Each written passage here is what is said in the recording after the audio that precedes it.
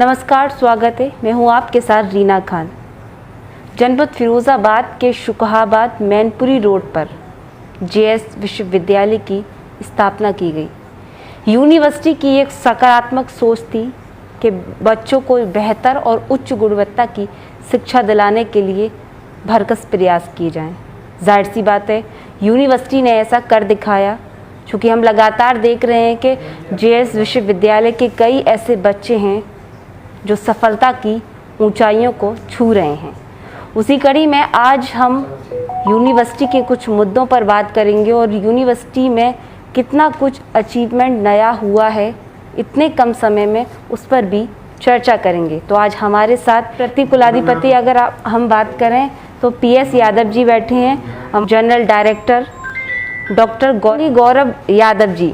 तो उनसे बात करेंगे और जानेंगे। सबसे पहले तो गौरव जी, एक छोटे से शहर में आपने यूनिवर्सिटी की स्थापना की। अगर हम इसके आसपास 100 किलोमीटर की दूरी पर देखें तो बच्चों को शिक्षा के स्तर में कितना फ़ायदा हुआ, कितना ग्राफ जो है वो बढ़ा? देखिए, 2015 से पहले फिरोज़ाबाद ज़िले में, बल्कि आगरा मंडल में अकेली एक ही यूनिवर्सिटी हुआ करती थी, उसका नाम था आगरा यूनिवर्सिटी। यहाँ पे फिरोज़ाबाद ज़िले में ये पहली यूनिवर्सिटी थी। उससे पहले शिक्षा के क्षेत्र से जो हमारे चांसलर थे डॉक्टर सुकेश यादव जी, कुलाधिपति महोदय जो इस समय हैं, प्रतिकुलाधिपति डॉक्टर पीएस यादव जी जो अभी साथ में हमारे बैठे हुए हैं, आप लोगों का एक विजनरी अप्रोच थी और उसकी वजह से आप लोगों ने 2007 में एक इंजीनियरिंग कॉलेज यहाँ पे खोला। तो ये भी उस समय पर एक बहुत बड़ा अचीवमेंट था कि 2007 में एक शुकहाबाद जैसी छोटी तहसील में एक टेक्निकल इंस्टीट्यूशंस को जो AICTE अप्रूव्ड हो उसको यहाँ पे ओपन करना, और क्योंकि उसके नॉर्म्स भी बहुत ज़्यादा स्ट्रिक्ट होते हैं, उसके बाद उसको सक्सेसफुली रन करना। धीरे धीरे आपने 2015 में इसको यूनिवर्सिटी में विस्तारित किया। इसको स्टेट प्राइवेट यूनिवर्सिटी का दर्जा मिला, जिसका विधेयक विधानसभा द्वारा पारित होता है, बाकायदा इसका एक गजट निकाला जाता है जी। और 2015 से जो सफ़र शुरू हुआ वो आज 2022 में एक ऐसे मुकाम पर पहुंच चुका है जहां पे जेएस विश्वविद्यालय द्वारा कई लोगों को शिक्षा के क्षेत्र में, रोज़गार के क्षेत्र में बहुत बड़े लेवल पर, मैं कह सकता हूं कि बहुत बड़े लेवल पर उनको फ़ायदा हुआ है, उनका तमाम उन्नति हुई है। तो ये सारी चीज़ें हमने की हैं और हम निरंतर करने का प्रयास भी कर रहे हैं। हर यूनिवर्सिटी की अपनी एक विचारधारा होती है कि वो दुनिया में अन्य यूनिवर्सिटियों से अच्छा करे, बेहतर करे। आपके द्वारा छात्र छात्राओं को सफलता की ऊंचाइयों तक पहुंचाने के लिए किस तरह से प्रयास किए? देखिए, जो सबसे इम्पॉर्टेंट बात है वो ये है कि जो समाज के अनप्रिविलेज्ड सेक्शन हैं, जिनको शिक्षा मिलने के लिए, जिनके पॉकेट में बहुत ज़्यादा पैसे नहीं हैं, जो बहुत धनवान नहीं हैं, अब जो रूरल एरिया के स्टूडेंट्स हैं उनके लिए, उनको प्रोफेशनल एजुकेशन करने के लिए उनके पास उतना ज़्यादा फाइनेंशियल बैकग्राउंड नहीं होता है। वो दिल्ली में, नोएडा में, बेंगलोर में, कलकत्ता में ऐसी जगह पे जाके महंगी शिक्षा ग्रहण नहीं कर सकते हैं। तो जेएस विश्वविद्यालय का एक सबसे बड़ा कदम ये था कि उन्होंने प्रोफेशनल एजुकेशन को यहाँ धरातल पर उतारा और एक्सपर्ट्स के थ्रू जो यहाँ के स्टूडेंट्स थे उनको टेक्निकल एजुकेशन हो, चाहे वो फार्मेसी की एजुकेशन हो, चाहे वो नर्सिंग कोर्सेज हों या लॉ के कोर्सेज हों, और भी जो आजकल मॉडर्न टेक्नोलॉजीज़ हैं उनके कोर्सेज हों, या जो इंडस्ट्रियल रिक्वायरमेंट्स हैं उन पर कौन कौन से कोर्सेज सिखाए जा सकते हैं, पढ़ाए जा सकते हैं, वो सब यहाँ पे प्रोवाइड किए जा रहे हैं और उससे छात्रों को बहुत अच्छा रोज़गार मिल रहा है। तो ये सारी चीज़ें हम लोग कर रहे हैं और आगे भी करते रहेंगे। गौरव जी, मैं जानना चाहूँगी, विश्वविद्यालय में ऐसे वो कौन कौन से कोर्सेज हैं जिनको कर छात्र छात्रा सफलता की ओर जा रहे हैं, अपने जीवन को आगे बढ़ा रहे हैं? देखिए, सरकारी नौकरियां बहुत ज़्यादा अभी इस समय एकदम से बहुत ज़्यादा नहीं है जी। प्राइवेट जॉब्स में स्टूडेंट्स को उनको दिमाग में रखना पड़ता है कि प्राइवेट जॉब भी उनको, उसकी तरफ भी उनको देखना होता है, तो उनको अपना स्किल डेवलपमेंट साथ साथ करना पड़ता है जी। उनको ये चाहिए कि मार्केट की इस समय डिमांड क्या है जी। फिर उनका अपना पर्सनल इंटरेस्ट क्या है कि वो मैनेजमेंट में जाना चाहते हैं या मेडिकल साइंसेस को वो चूज़ कर रहे हैं या इंजीनियरिंग में जाना चाह रहे हैं, या जो आजकल मॉडर्न टेक्नोलॉजीज़ डेवलप हुई हैं IT में वो अपना करियर बनाना चाहते हैं। तो ये सारी व्यवस्थाएं हमारे यहाँ पर मौजूद हैं, इन सभी के हमारे यहाँ पर इंफ्रास्ट्रक्चर मौजूद है। लेबोरेटरीज और जो उनका अनुसंधान करने का पूरी प्रक्रिया है वो यहाँ पे कराई जाती है। तो वो छात्रों के ऊपर डिपेंड करता है कि वो किस क्षेत्र में अपना करियर बनाना चाहता है। हमारा प्रयास ये रहता है कि उनको अच्छे से अच्छे रोजगार के अवसर मिल सकें, बेहतर से बेहतर उनको विश्व स्तरीय सुविधाएं जो है वो मिल सकें, और जो भी आजकल पूरे वर्ल्ड में अडॉप्ट हो रहा है या जिसकी डिमांड सबसे ज़्यादा है वो सारी चीज़ें उनको हम सिखा सकें। कोर्सेज के नाम बताना चाहेंगे, कौन कौन से कोर्स विश्वविद्यालय में? देखिए, अभी जैसे मैं आपको फॉर एग्जांपल बताना चाहूँगा कि सिस्को नेटवर्किंग एकेडमी हमने स्टार्ट किया, सेंटर ऑफ एक्सीलेंस। तो उसमें cyber security, that is a new course. इसकी डिमांड बहुत है आजकल। आज साइबर हमले होने लगे हैं, लोगों के मोबाइल हैक हो जाते हैं, उनके अकाउंट से जो है चोरी हो जाती है, तो साइबर सिक्योरिटी की अवेयरनेस होनी चाहिए। ऐसे ही internet of things, everybody is using internet, तो IoT का भी एक दौर है। CCNA नेटवर्किंग का एक अच्छा कोर्स है, CCNP उसका एक एडवांस वर्जन है। तो ऐसे बहुत सारे कोर्सेज छात्रों को डिज़ाइनिंग के लिए ऑटोकैड है, कैटिया है, प्रोई है, सिविल इंजीनियरिंग में स्टैट प्रो है, रेविट है। तो ऐसे बहुत सारे कोर्सेज हैं जो डिज़ाइनिंग में, वेबसाइट डेवलपमेंट में, IT इंफ्रास्ट्रक्चर में या दूसरी ज़रूरतों में जो भी हमारी दुनिया भर में काम आती हैं उनको हम सिखा रहे हैं, जिसकी दुनिया भर में बहुत ज़्यादा ज़रूरतें हैं और वहाँ पे बहुत ज़्यादा डिमांड है छात्रों की। तो ऐसी चीज़ें वो सीखते हैं तो उनको आने वाले समय में इसका लाभ मिलता है।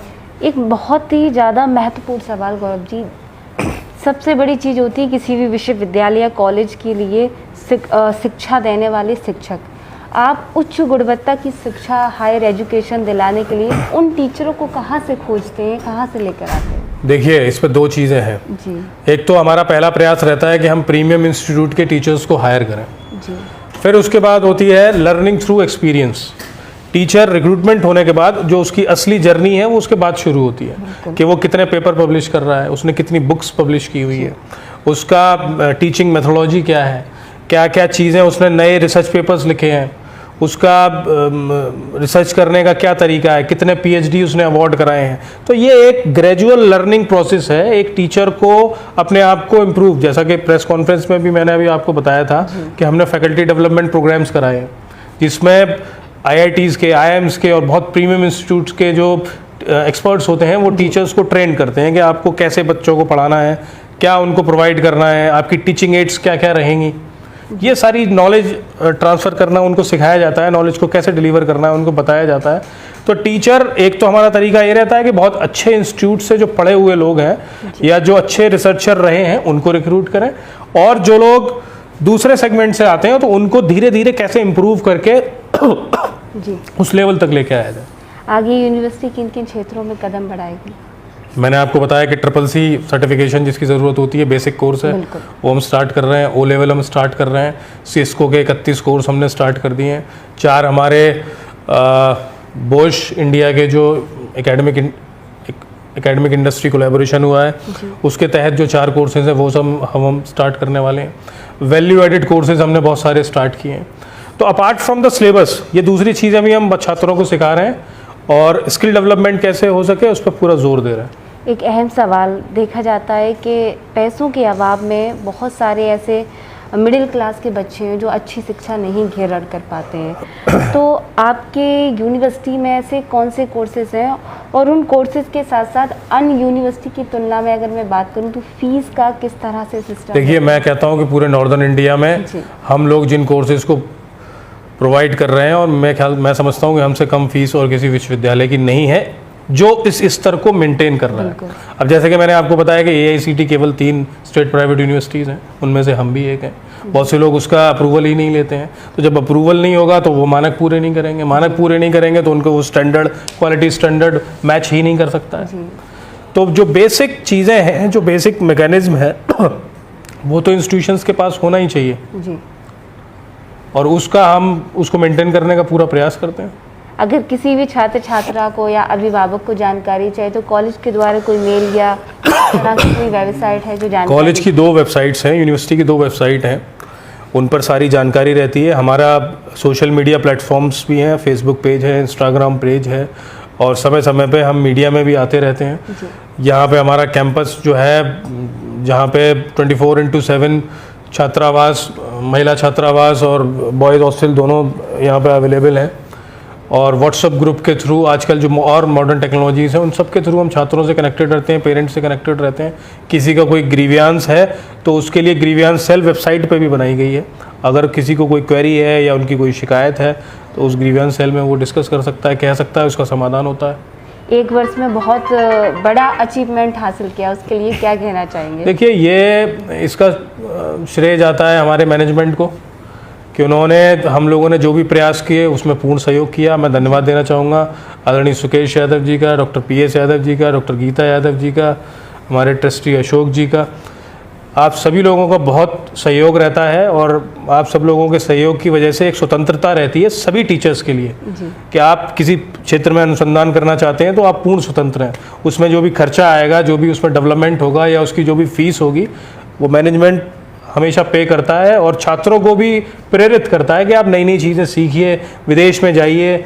कई लोगों को स्कॉलरशिप्स आप लोग प्रोवाइड कर देते हैं। कुछ ऐसे छात्र होते हैं जो अभी रिसेंटली कल हमारा एक MOU और साइन हुआ है जिसके बारे में मैंने आपसे जो है बता नहीं पाया मैं, कि जो स्पेशली एबल्ड स्टूडेंट्स हैं, जो विकलांग छात्र छात्राएं हैं, उनके लिए भी हमने एक कंपनी से MOU साइन किया है और उनको वो UG और PG दोनों के स्टूडेंट्स को उनको वो लोग जो है वो जॉब प्रोवाइड कराते हैं specially for specially abled students. तो ये आप लोगों का विज़न है, हम लोगों की एक तैयारी है। आने वाले टाइम में हम अपने आप को एक लेवल अचीव करने के बाद स्थिर ना रहें, हम निरंतर प्रयास करते रहें कि हम अपने आप को कैसे बेहतर बना सकते हैं और क्या चीज़ हम जो है वो बेहतरी के साथ छात्रों को और समाज को दे सकते हैं। जी बिल्कुल, बहुत बहुत शुक्रिया। तो PS सर से जानना चाहेंगे, थोड़ी सी शुभकामनाएं दीजिए। एक वर्ष पूर्ण होने के बाद बहुत बड़ी अचीवमेंट हासिल किया है। जी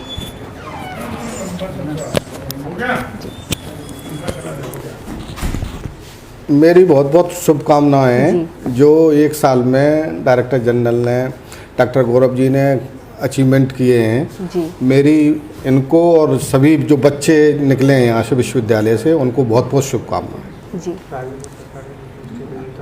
अगर मैं अंतर जानना चाहूँ प्राइवेट और सरकारी यूनिवर्सिटी में, तो क्या अंतर है? कोई अंतर नहीं है, दोनों का एक्ट एक जैसा होता है और दोनों ही समान नियम होते हैं।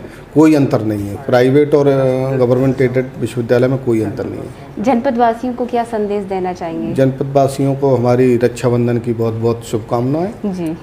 आगामी जो आ रहा है त्यौहार वो बहुत ही शांतिपूर्ण तरीके से मनाया जाए। बिल्कुल, बहुत बहुत शुक्रिया। तो जैसा कि आपने सुना, ये कॉलेज प्रशासन, यूनिवर्सिटी प्रशासन है जिसने साफ तौर पर ये कहा कि आगे भी यूनिवर्सिटी इसी तरह से कार्य करेगा। इतने कम समय में जो अचीवमेंट हासिल की हुई, ये वाकई काबिल तारीफ़ है। बहुत सारे छात्र छात्र यहाँ से पढ़कर शिक्षा लेने के बाद में सफलता की ऊंचाइयों पर हैं। तो इसी तरह की अपडेट देखने के लिए देखते रहें RK TV। नमस्कार।